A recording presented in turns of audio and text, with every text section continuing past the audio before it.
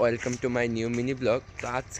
আজকের ব্লগটা অনেক মজা হতে যাচ্ছে। তোমরা অবশ্যই পুরো ব্লগটা দেখবে, তাহলে অনেক মজা পাবে। তো শুরু করছি আজকের মজাদার ব্লগটি। অবশ্যই ব্লগের উপর নজর রাখবে, ফোকাস রাখবে। তো এদিকের পরিবেশটা দেখো, একদম ঘন কুয়াশায় ঢাকা। আর শীতকালে তো গ্রামে কুয়াশা পড়ে, তোমরা তো জানোই। এখন চলে আসি পিঠার ভিডিওতে। পিঠার প্রসেসিংটা কীভাবে হচ্ছে দেখো, এরকম ঘন জাল দিতে হবে। আর এই যে ডেকটা, এই ডেকটার ভিতরে কিন্তু পানি রাখা আছে এবং এরকম একটা ফুটো হরা নিতে হবে, যেটার উপর দিয়ে ভাপ উঠবে। আর চারিদিক দিয়ে কিন্তু কাই দিয়ে সিল করে দেওয়া হয়েছে, যাতে ভাপটা না বেরিয়ে যায়, শুধু এই মুখটা দিয়ে বের হবে। আবার বেশি পানিও দেওয়া যাবে না, তখন কিন্তু এখান দিয়ে পানি বের হয়ে আসবে। তো এখানে দেখো গুঁড়িটাকে প্রস্তুত করে নেওয়া হচ্ছে। এই গুঁড়িটা দিয়ে কিন্তু পিঠা তৈরি করা হবে। প্রথম গুঁড়িটাকে এখানে চেলে নিতে হবে।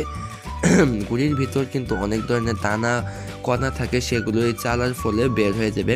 তো একটু ওরার কাজ করুক, আমি একটু ঘুরে আসি। গাইজ দেখো, আমার আমটা কিন্তু দিনে দিনে বড় হচ্ছে মশালা দিলে, কিন্তু এটা শরীরে অনেক কালো কালো দাগ পড়েছে, কী কারণে বলতে পারবো না।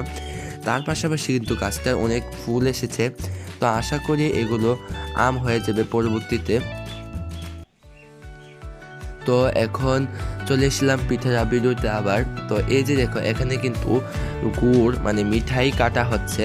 মিঠাই কিন্তু পিঠার ভেতরে দেওয়া হবে। ভাপা পিঠার ভিতরে কিন্তু মিঠাই দেওয়া হয়। আজকের পিঠাটা কিন্তু ভাপা পিঠা বানানো হচ্ছে, আমি প্রথমে বলতে ভুলে গেছি। তো এই যে দেখো, ভাপ বের হচ্ছে। ভাপা পিঠা কিন্তু 2-3 রকমভাবে বানানো যায়। তো আজকে আমরা 2 রকমভাবে বানাবো। এই যে দেখো, নারকেল দিয়ে দিচ্ছি, নারকেলের উপর আবার আরেকটা লেয়ার দেব, এবং তারপর মশারি বা সুতি কাপড় দিয়ে ঢেকে উইটার উপর দিয়ে দেব। তাহলে কিন্তু পিঠাটা হয়ে যাবে।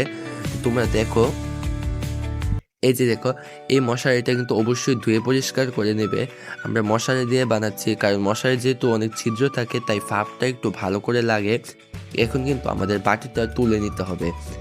তোমরা কিন্তু এগুলো লবণের বাটি বা আরও ছোটো ছোটো যে কোনো বাটি দিয়ে বানানো যায়। আমরা এই দিয়ে কিন্তু বড় একটি পিরিজের বাটি দিয়ে বানাচ্ছি। তো পিঠাটা হয়ে গেছে, এখন পিঠাটা নামিয়ে নেওয়া হবে। এটা কিন্তু ফার্স্ট পিঠা নারকেল দিয়ে বানানো। আবার আমরা গুড় দিয়েও কিন্তু পিঠা বানাবো। এই গুড়গুলো দিয়ে পিঠা বানালে কিন্তু আরও ভালো হয়। আমরা আবার অনেক সময় ধনিয়া পাতা দিয়েও কিন্তু এইসব পিঠা বানিয়ে থাকি। তো দেখো, সবাই লাইক করবে, কিন্তু অনেক কষ্ট করছি তোমাদের জন্য। এই যে দেখো, এখন এগুলো তৈরি করা হচ্ছে গুড় দিয়ে বানানোর জন্য, এবং এই যে দেখো, ভিতরে গুড় দেওয়া হয়েছে কিন্তু।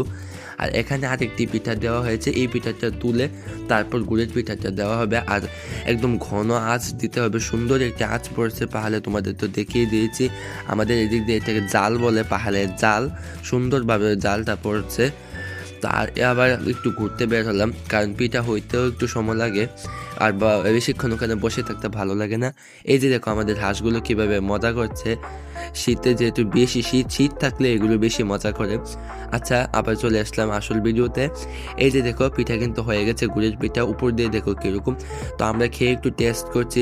শীতকালে আসলে এগুলোই ভালো লাগে, সবাই একসাথে পিঠা খাওয়া, মানে বিভিন্ন ধরনের আনন্দ মজা, ভীষণ মানে জমজমাট। শীত মানে পিঠা পুলি উৎসব, এই কথাটা বলতেই হবে। কারা কারা তোমরা পিঠা বানিয়ে খেয়েছো অবশ্যই কিন্তু বলবে। দেখাবে আর নতুন একটি ভালো লাগলে অবশ্যই তোমরা একটি লাইক করে দিও।